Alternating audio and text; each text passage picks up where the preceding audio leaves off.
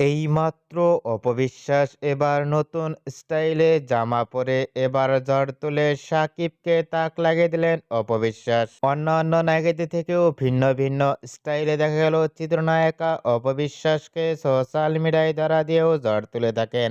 অপবিশ্বাসকে এবার নতুন স্টাইলে জামা পরনে লুক ও গেটআপ দেখে ইতিমধ্যেই সোশ্যাল মিডিয়ায় আলোচনায় ট্রেন্ডিং এ দেখা গেছে চিত্রনায়িকা অপবিশ্বাসকেই নিয়ে। অপবিশ্বাসকে এবার নতুন স্টাইলে ইতিমধ্যেই ফটোশুটে অনেকটাই সুন্দর লাগছে অপুকে।